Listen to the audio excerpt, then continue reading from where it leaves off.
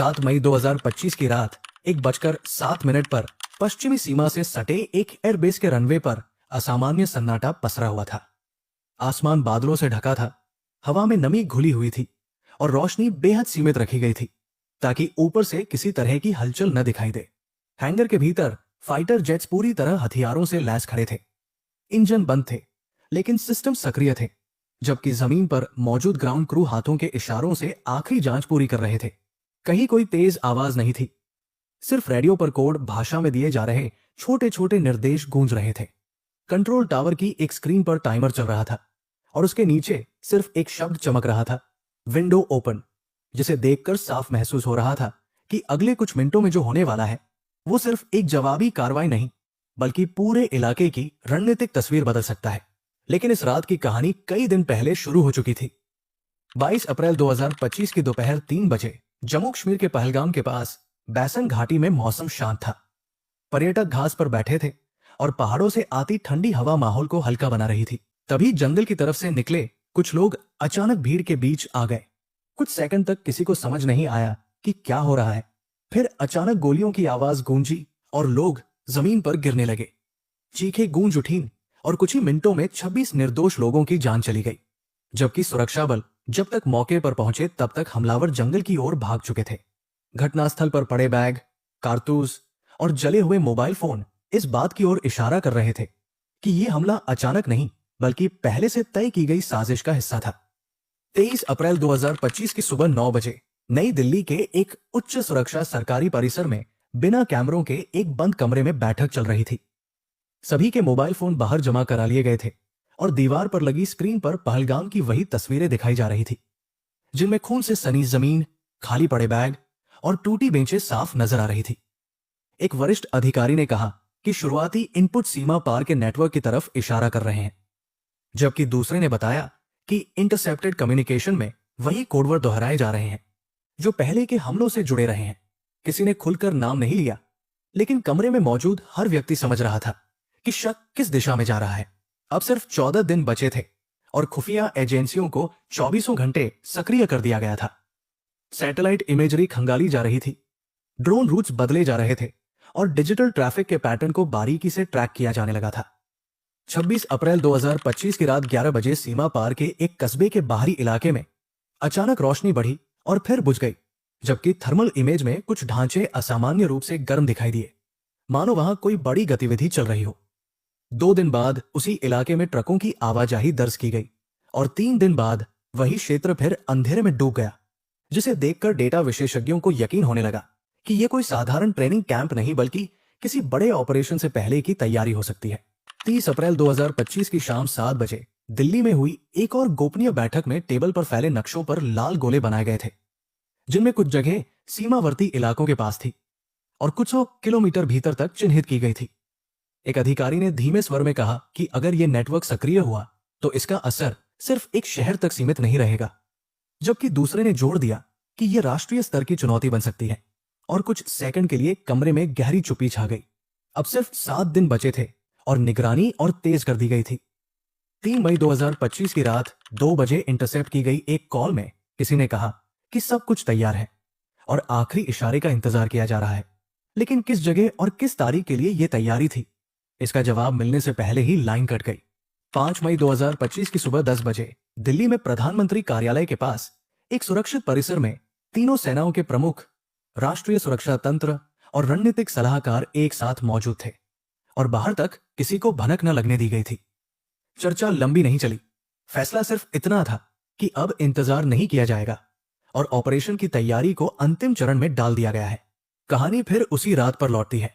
7 मई 2025 की रात 1 बजे सीमा के पास स्थित एयरबेस पर रनवे की लाइटें और कम कर दी गई, कॉकपिट बंद हुए और इंजन स्टार्ट होने लगे, जबकि कंट्रोल टावर से एक आखिरी संदेश निकला, प्रोसीड। और उसी पल कंट्रोल रूम की स्क्रीन पर सीमा पार के नक्शे जूम होने लगे, जहां लाल रंग से चिन्हित कई जगह एक साथ चमक उठी। एक अधिकारी ने धीमे लेकिन सख्त स्वर में कहा कि अगर इनमें से एक भी बच गया तो कहानी यही खत्म नहीं होगी। 7 मई 2025 की रात 1 बजे जैसे ही पहला फाइटर जेट रनवे से उठा, दिल्ली के एक अंडरग्राउंड कंट्रोल सेंटर में लगी दर्जनों स्क्रीन एक साथ सक्रिय हो गई। दीवारों पर डिजिटल नक्शे चमक रहे थे, जिन पर सीमा पार कई इलाकों को लाल रंग से घेरा गया था। और कमरे में बैठे अधिकारी बिना किसी घबराहट के लेकिन बेहद सख्त निगाहों के साथ हर मूवमेंट को ट्रैक कर रहे थे।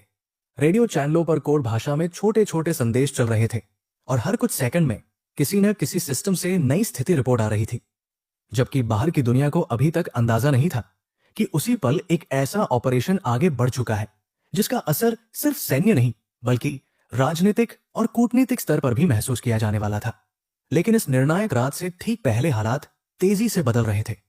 2 मई 2025 की शाम 6 बजे सीमा के पास एक निगरानी पोस्ट पर थर्मल कैमरों ने असामान्य गतिविधि रिकॉर्ड की, जहां अंधेरे में ट्रकों का एक छोटा काफिला बिना लाइट जलाए आगे पीछे बढ़ रहा था और कुछ जगहों पर वे रुककर भारी सामान उतारते दिखाई दिए। ड्रोन फुटेज में साफ दिख रहा था कि यह कोई सामान्य सप्लाई मूवमेंट नहीं बल्कि एक सुनियोजित नेटवर्क का हिस्सा था जो एक साथ कई ठिकानों को सक्रिय करने की तैयारी कर रहा था। 4 मई 2025 की रात 9 बजे दिल्ली में एक और आपात बैठक हुई, जहां कमरे की रोशनी धीमी थी और खिड़कियों पर मोटे पर्दे खिंचे हुए थे। इंटेलिजेंस रिपोर्ट्स को एक एक करके पढ़ा जा रहा था, जिनमें बताया गया था कि किस इलाके में ट्रेनिंग बढ़ी है, कहां नए चेहरों की आवाजाही दिख रही है और किन जगहों पर संचार अचानक तेज हो गया है। एक अधिकारी ने जानकारी दी कि पिछले 48 घंटों में 3 अलग अलग नेटवर्क नोड्स सक्रिय हुए हैं जो पहले शांत माने जा रहे थे, और यह संकेत था कि हमला सिर्फ एक जगह तक सीमित नहीं रहने वाला है। अब सिर्फ 72 घंटे बचे थे। 5 मई 2025 की रात 12 बजे एक इंटरसेप्टेड मैसेज ने सबका ध्यान खींचा, जिसमें लिखा था कि पैकेज तैयार है और फेज आगे बढ़ रहा है। लेकिन संदेश का स्रोत बार बार बदल रहा था, जैसे डिजिटल रास्तों को जानबूझकर उलझाया जा रहा हो। तकनीकी टीम को शक होने लगा कि असली निर्देश कहीं और से भेजे जा रहे हैं और जिन डिवाइसों को ट्रैक किया जा रहा है वे सिर्फ रिले की तरह काम कर रहे हैं, जिससे यह पहला बड़ा संकेत मिला कि नेटवर्क की कमान किसी एक कैंप से नहीं बल्कि कई परतों में बंटी हुई है। 6 मई 2025 की सुबह 7 बजे सीमा के नजदीक एक ग्रामीण इलाके में अचानक मोबाइल नेटवर्क कुछ मिनटों के लिए ठप हो गया, जिसे स्थानीय लोगों ने तकनीकी खराबी समझा। लेकिन उसी दौरान उपग्रह चित्रों में पास के एक कंपाउंड में असामान्य हलचल दर्ज की गई। कुछ घंटे बाद वहां से 3 गाड़ियां तेजी से निकलती दिखाई दी और अलग अलग दिशाओं में गायब हो गई, जिससे विश्लेषकों को यकीन होने लगा कि टारगेट्स को अंतिम चेतावनी भेज दी गई है और लोग अपने अपने ठिकानों पर पहुंच चुके हैं। अब सिर्फ 24 घंटे बचे थे। 6 मई 2025 की शाम 5 बजे कंट्रोल सेंटर में पहुंची एक नई रिपोर्ट में बताया गया कि जिन 9 जगहों को चिन्हित किया गया था उनमें से 2 पर आखिरी समय में अतिरिक्त गार्ड्स तैनात होते दिखे हैं और बाहरी परिधि पर अस्थायी चेकपोस्ट बनाए जा रहे हैं, जो इस बात की ओर इशारा कर रहे थे कि उन्हें किसी आने वाले खतरे का अंदेशा हो सकता है। लेकिन यह साफ नहीं था कि उन्हें कितनी जानकारी मिल चुकी है। कमरे में बैठे अधिकारियों के लिए यही सबसे बड़ा जोखिम था, क्योंकि अगर दुश्मन अलर्ट हो चुका था तो पूरे ऑपरेशन का संतुलन बिगड़ सकता था। 7 मई 2025 की रात 12 बजे हमले से ठीक पहले कंट्रोल सेंटर में सन्नाटा और गहरा हो गया, क्योंकि हर स्क्रीन पर एक एक टारगेट जूम किया जा रहा था और हर पायलट को आखिरी निर्देश भेजे जा रहे थे। मौसम, हवा की दिशा, रेडार कवरेज और बैकअप रूट्स को दोबारा जांचा गया और किसी ने ऊंची आवाज में कुछ नहीं कहा, लेकिन हर चेहरे पर वही सवाल झलक रहा था कि क्या सब कुछ योजना के मुताबिक चलेगा। उसी वक्त अचानक एक नया अलर्ट चमका, जब एक सीमावर्ती कस्बे के पास एक एन्क्रिप्टेड सिग्नल सक्रिय हो गया जो पहले किसी भी मैपिंग में दर्ज नहीं था। तकनीकी टीम ने तुरंत उसे ट्रैक करना शुरू किया, लेकिन सिग्नल हर कुछ सेकंड में अपनी लोकेशन बदल रहा था और एक वरिष्ठ अधिकारी ने स्क्रीन की ओर देखते हुए कहा कि यह शायद कोई बैकअप कमांड चैनल हो सकता है। अगर ऐसा था तो इसका मतलब यह था कि असली कंट्रोल सेंटर अब भी कहीं छिपा हुआ था, और अगर वो बच गया तो भले ही सामने दिख रहे ठिकाने तबाह हो जाए, पूरी साजिश यही खत्म नहीं होने वाली थी। 7 मई 2025 की रात 12 बजे दिल्ली के अंडरग्राउंड कंट्रोल सेंटर में हर स्क्रीन एक साथ चमक रही थी और मशीनों की लगातार गूंज के बीच इंसानी सांसों की आवाज तक साफ सुनाई देने लगी थी। डिजिटल नक्शों पर लाल रंग से चिन्हित ठिकाने स्थिर थे, लेकिन उनके आसपास उभरते नए सिग्नल सबको बेचैन कर रहे थे। बैकअप कमांड चैनल की लोकेशन हर कुछ सेकंड में बदल रही थी, जैसे कोई जानबूझकर डिजिटल रास्तों को तोड़मरोड़ कर इस्तेमाल कर रहा हो। तकनीकी विशेषज्ञ तेजी से डेटा की परतें जोड़ रहे थे। पुराने इंटरसेप्ट्स, सैटेलाइट फीड और सर्वर लॉग्स को एक दूसरे पर चढ़ाया जा रहा था, और तभी एक ऐसा पैटर्न उभरने लगा जिसे अब तक किसी ने नोट नहीं किया था।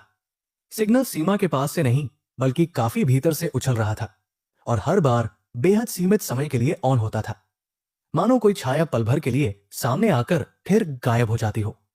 अब सिर्फ 25 मिनट बचे थे। कंट्रोल सेंटर में बैठे अधिकारियों को पता था कि हवा में उड़ रहे फाइटर जेट्स अपने तय रास्तों पर बढ़ चुके हैं और जमीन पर मौजूद टीमें पहले से पूरी तरह अलर्ट है। लेकिन अगर यही नया चैनल असली नियंत्रण केंद्र था तो पूरा ऑपरेशन अधूरा रह सकता था।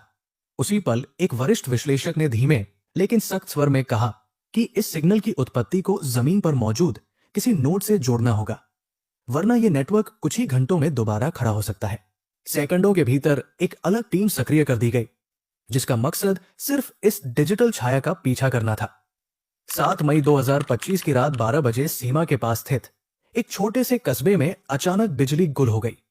गलियों में अंधेरा फैल गया और घरों की खिड़कियों से झांकती हल्की रोशनियां भी बुझ गई।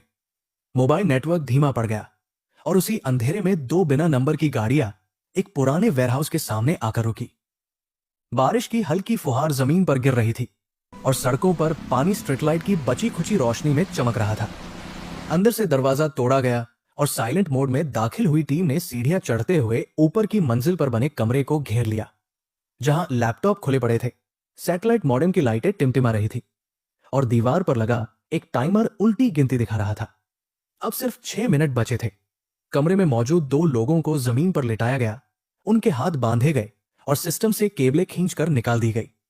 लेकिन स्क्रीन पूरी तरह बंद नहीं हुई। डेटा किसी और लोकेशन की तरफ स्ट्रीम हो चुका था।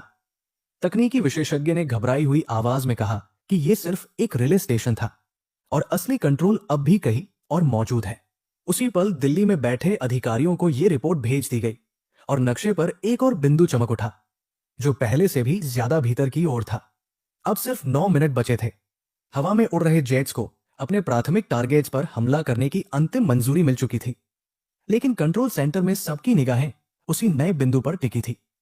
अगर वो जगह बच गई तो पूरी रणनीति का सबसे खतरनाक हिस्सा हाथ से निकल सकता था। उसी समय सैटेलाइट फीड पर एक अलग तरह की हलचल दिखाई दी, जब एक सुरक्षित परिसर के भीतर एंटेना अचानक घूमने लगे और एक भूमिगत ढांचे के ऊपर कुछ वाहन तेजी से जमा होने लगे। यह कोई साधारण कैंप नहीं लग रहा था, बल्कि उस नेटवर्क का दिमाग प्रतीत हो रहा था जो महीनों से परतों के पीछे छिपा बैठा था। 7 मई 2025 की रात 1 बजे उस परिसर के आसपास की लाइटें अचानक बुझ गई और आसमान में गूंजती तेज आवाजों के साथ मिसाइलें अपने तय रास्तों पर बढ़ गई। कुछ ही पलों में जमीन कांप उठी, धुएं के ऊंचे गुबार उठने लगे और संचार टावर ढहते चले गए। कंट्रोल सेंटर में बैठे लोग किसी तरह के उत्सव में नहीं थे, क्योंकि डेटा स्ट्रीम अब भी पूरी तरह रुकी नहीं थी। तभी एक तकनीकी अधिकारी ने चुप्पी तोड़ते हुए बताया कि मुख्य सर्वर तो नष्ट हो चुका है, लेकिन कुछ फाइलें पहले ही दूसरे नेटवर्क पर भेज दी गई थी। सुबह होते होते देश को बताया गया कि बड़े आतंकी ठिकानों पर कार्रवाई की गई है और खतरे को समय रहते टाल दिया गया है। लेकिन अंदरूनी रिपोर्ट कुछ और ही कहानी सुना रही थी। उन रिपोर्टों में लिखा था कि नेटवर्क का केंद्रीय ढांचा टूट चुका है, मगर उसकी डिजिटल रीड पूरी तरह खत्म नहीं हुई है। जब जब्त किए गए हार्ड ड्राइव्स की गहराई से जांच की गई तो एक एन्क्रिप्टेड फोल्डर सामने आया, जिस पर न कोई तारीख दर्ज थी और न किसी जगह का नाम, बल्कि सिर्फ एक शब्द उभरा हुआ था, सिंदूर कंटिन्यूड। उसी फोल्डर के भीतर एक अधूरा नक्शा था, जिस पर कई छोटे छोटे बिंदु बने हुए थे, जिनमें से कुछ अब भी धुंधले दिखाई दे रहे थे, जैसे उन्हें भविष्य के लिए छोड़ दिया गया हो। कंट्रोल सेंटर में बैठे एक अधिकारी ने उस फाइल को देखते हुए बेहद संयमित स्वर में कहा कि यह हमला शायद अंत नहीं था, बल्कि किसी और कहीं ज्यादा लंबे खेल की शुरुआत हो सकती थी। और स्क्रीन पर टिक टिक करती घड़ी ये याद दिला रही थी कि असली लड़ाई अब भी पूरी तरह खत्म नहीं हुई है।